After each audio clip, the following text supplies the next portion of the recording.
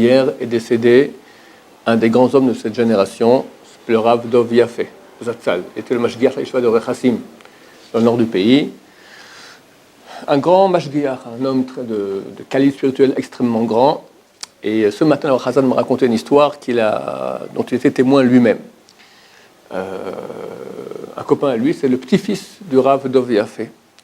Et quand il était jeune, encore non marié, à Purim, on tourne, on va d'un endroit à un autre, etc. Alors il a dit, viens chez nous à Rechassim, on va aller faire le festin chez mon grand-père. Alors il est venu.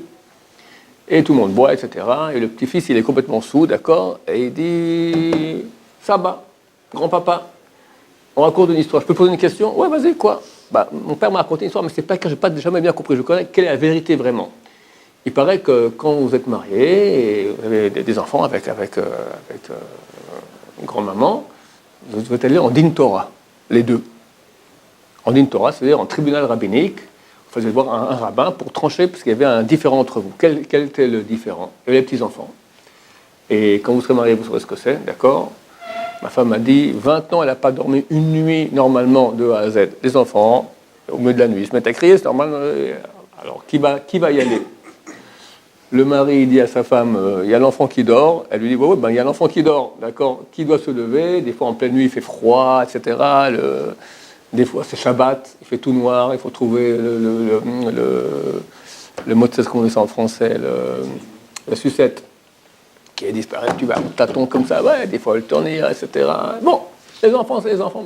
Quand vous serez parents, vous allez comprendre combien vos parents ont investi dans vous.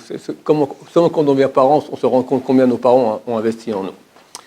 Et là, il y a eu une bagarre gentille, mais en tout cas indifférent, entre M. Dov Yaffe et sa femme, le Rav Dov Yaffe et sa femme. Lui dit, c'est moi qui me lève pour aller m'occuper des enfants. Elle dit, non, toi tu étudies la Torah, c'est moi qui dois y aller. Donc toi, toute la journée, tu es occupé aux tâches ménagères, etc., tu seras fatigué, c'est à moi d'y aller. Elle dit, non, c'est à moi d'y aller.